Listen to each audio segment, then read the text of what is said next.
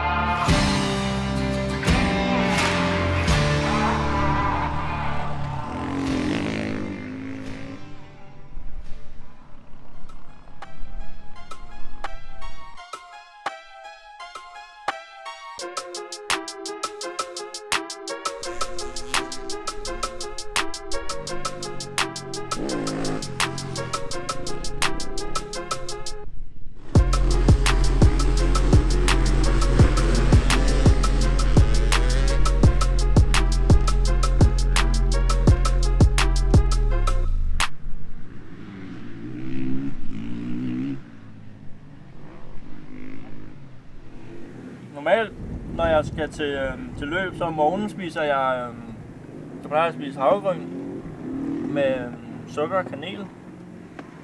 Og så plejer jeg altid som race food at have pasta kylling med lidt salat. Og så spiser jeg altid så meget udenom kyllingen, fordi der er altid for meget kylling i de pasta med kylling, jeg laver. Så primært så spiser jeg en masse kulhydrater, og så en lille smule kylling. Men kylling er mere til bagefter.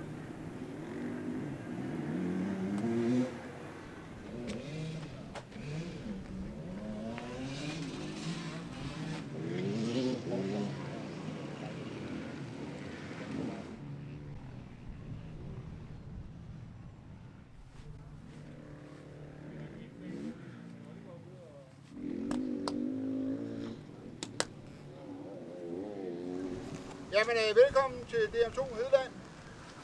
Fedt at se jer. Det er efterhånden blevet kørt op efter dem, der var der første heat, så det er ikke så glat derude længere, men der er stadig nogle nedkørsler, der er lidt slemme. Der er sat kryds henover. Vi er til DM2 ude i Hedeland i Roskilde. Vi skal køre 3 timer herude på et forholdsvis kort spor, så det er omkring 4,5-5 km hele vejen rundt. Og det er lidt anderledes end nogle af de andre enduro-løb, i hvert fald i Danmark, fordi den her bliver meget snæver og rimelig teknisk. Kunne man også se, at dem, der kørte første heat, der var nogen, der havde en masse problemer. Så det bliver helt klart et sjovt og spændende løb, det her. Så bliver det lidt anderledes i resultaterne, fordi der er nogle af de, der er lidt mere tekniske, de har helt klart en fordel herude. Og så samtidig med, at det er ret snævert, det kan være lidt svært at overhale nogle passager. Så der er meget, der på spil. Det bliver lidt spændende at se.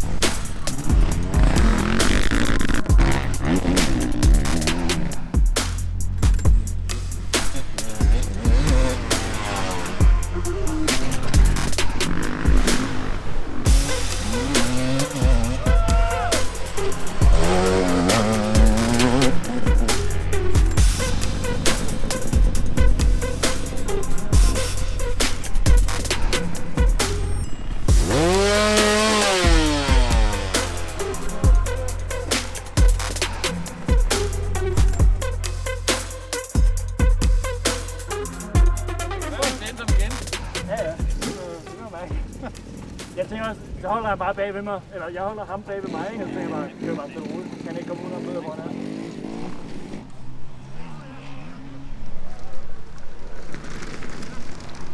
Så er det bare sjovt. Godt kørt. Tak.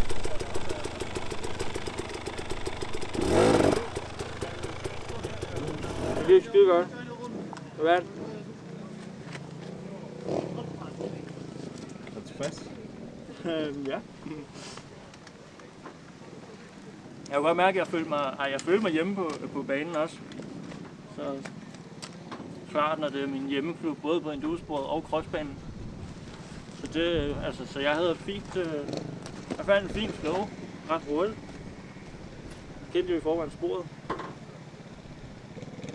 Så der var ikke nogen problemer overhovedet faktisk. Og så havde jeg højt pace hele vejen. Ja. Og det er Kasper Jensen, der trillede ned i busken. På en første plads har vi Magnus Schmidt fra Hedeland. Magnus Schmidt fra helvede. Ja. Det er den sige.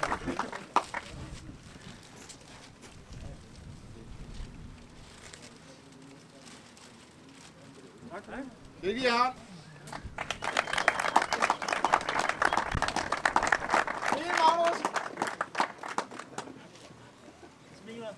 Der er ikke så meget at sige i dag. Tak for i dag. Fint, at I er kommet. Tak for det. Tak for det.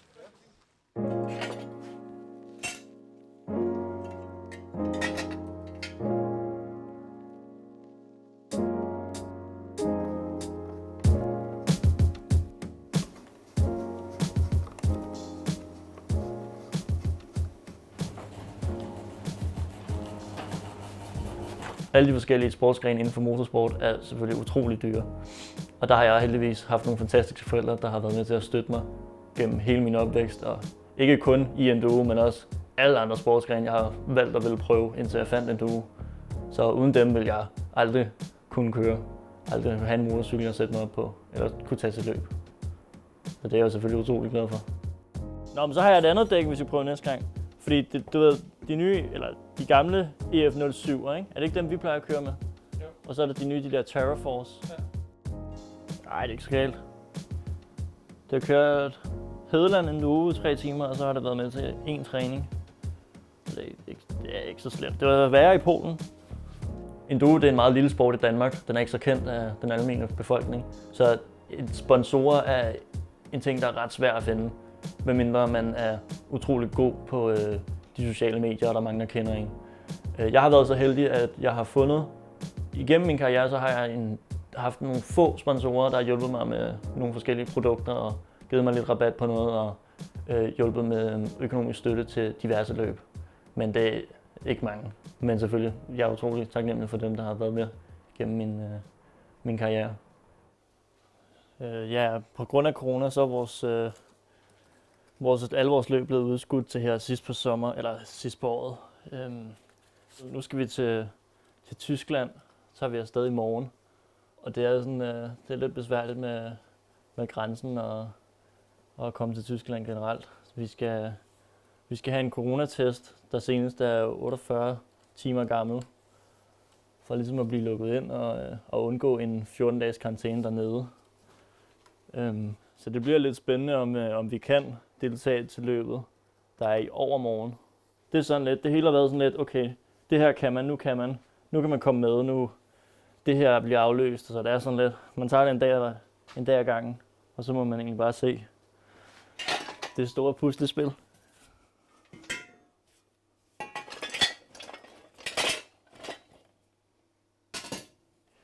Det sidste vi mangler til at være klar at køre i morgen, det er, vi skal bare have læsset. Cyklen er sådan set klar.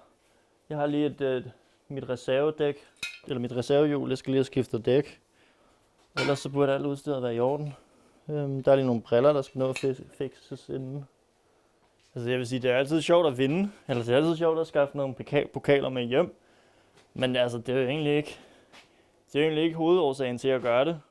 Og det er ikke noget, der fylder vildt meget i mit hoved. Altså, så om jeg kommer hjem med noget plastik eller ej, der står et eller andet tal på, det er sådan set, det plejer jeg egentlig at være ret ligeglad med. Eller, det er selvfølgelig fedt at komme op på skamlen, når folk står og klapper og sådan noget, men altså hvis jeg kommer ned, og jeg gør et kanon arbejde, så altså, om jeg så fucking kommer på sidste, det er jeg fuldstændig ligeglad med. Så synes jeg har haft et mega fedt løb. Hvis jeg kommer ned og kommer på første, men jeg synes, jeg har kørt røv dårligt, og alting bare har været lort, så synes jeg, det har været noget pis. Jeg kan huske, jeg engang, da jeg blev dansk mester i junior enduro, der på sidste omgang, der døde cyklen, og jeg kunne ikke få liv i den. Så jeg måtte skubbe den hen over målstregen, fordi den ikke kunne starte. Og det var selvfølgelig på sidste omgang, der manglede 20 meter og sådan noget, ikke? Men selve hele løbet indtil da havde også bare været noget pis. Så det var sådan, selvom jeg vandt på dagen og blev dansk mester i junior, så synes jeg stadig bare, det var noget pis. Så jeg var ikke særlig glad den dag, selvom jeg kom hjem med krans og 2 pokaler og whatever. Så det var faktisk, altså det var jo fint, ikke? Dansk mester, det kunne ikke blive meget bedre, men det var et skodløb, så jeg var ikke glad. Hvis jeg er så heldig at finde en stor sponsor, der kan give mig økonomisk støtte, så vil det betyde, at jeg kunne deltage i de store verdensmesterskaber, hvor jeg virkelig kunne kæmpe mod de allerbedste i verden og vise, hvad jeg duer til.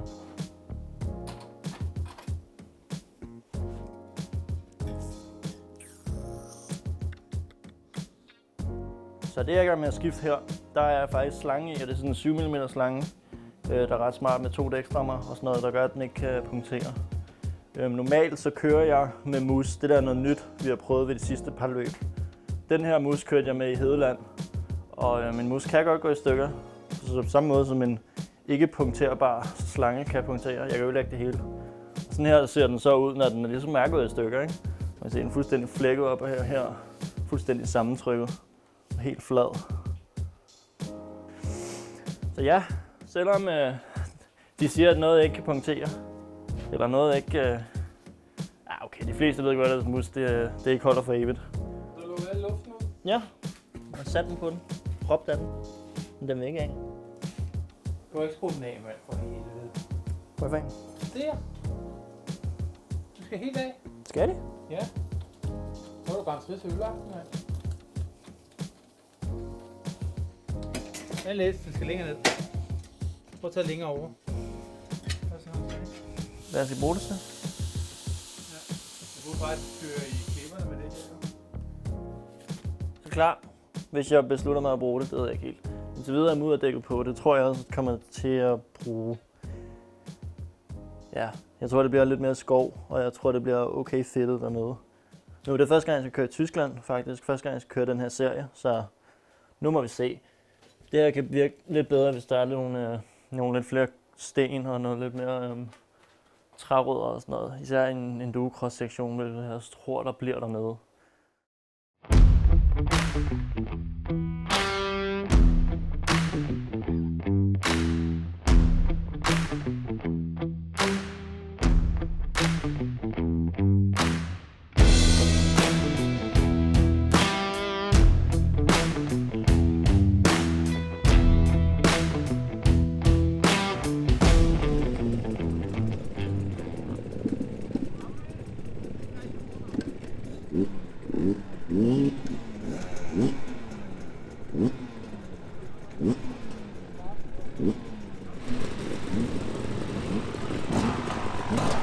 Lige nu så har jeg vrede sokker, som jeg skal køre prolog med.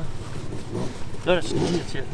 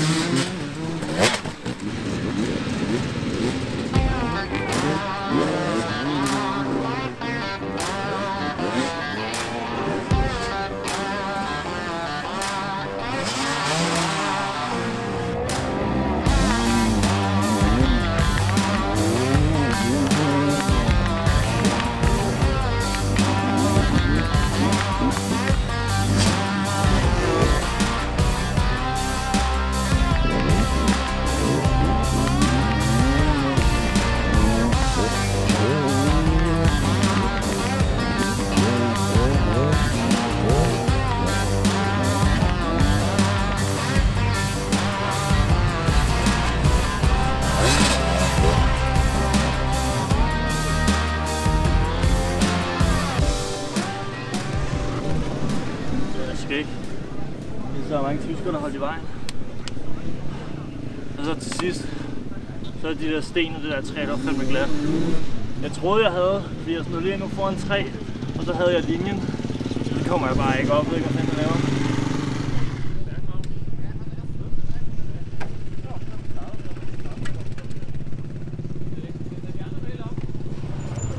Og du har lok på? Ja. Nå, du må ikke vide. Det er fint. Nej, den er nej. Overhovedet ikke fint. Men det skal bare være jord, og så kun i det her. Så kan man godt. Men hvis det bliver mere af det der, så bliver jeg mad.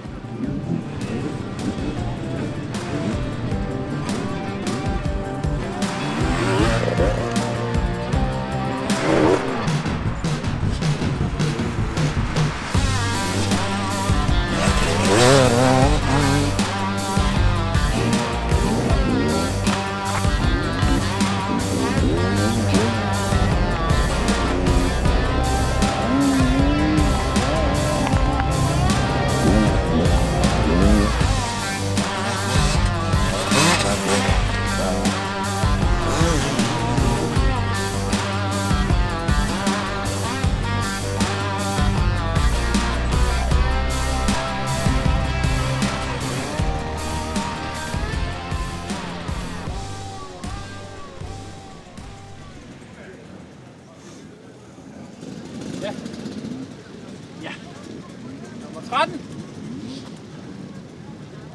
Wow. Det var junior. Det er en af to af de hurtigste, det er junior. Ja. 6. Hvor langt op? Op. Hvad? Du kørte op på 13. plads.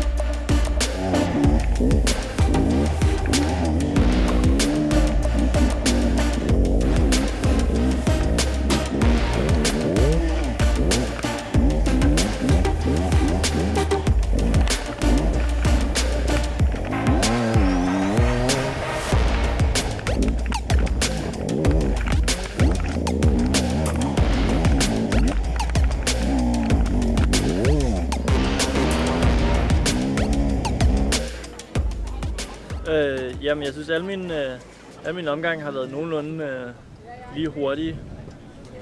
Og jeg synes, jeg har fint overskud og sådan noget. Jeg har selvfølgelig ikke kørt så længe. En omgang tror jeg tog mellem 5 og 6 minutter. Og så havde jeg alt for lang tids pause. Men vi havde så heller ikke lige forstået det første gang, vi kører den her serie, og første gang, vi kører i Tyskland generelt.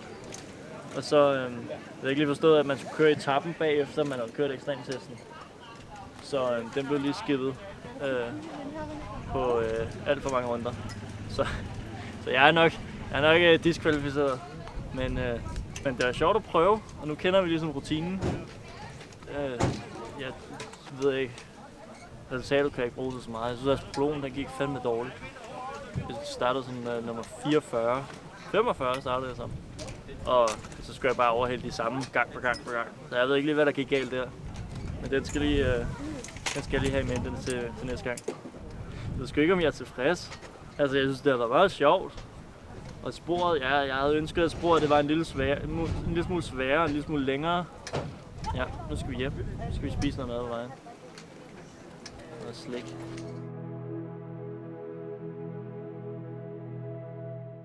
Ligesom alle andre, så var corona selvfølgelig også en udfordring for enduro-sæsonen 2020.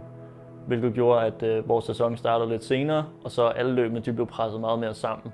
Så vi havde nogle weekender, hvor vi havde 7 løbsweekender i træk, men man vidste aldrig, om løbene de blev afholdt eller aflyst, og om man kunne komme ind i det land, som man nu skulle køre i.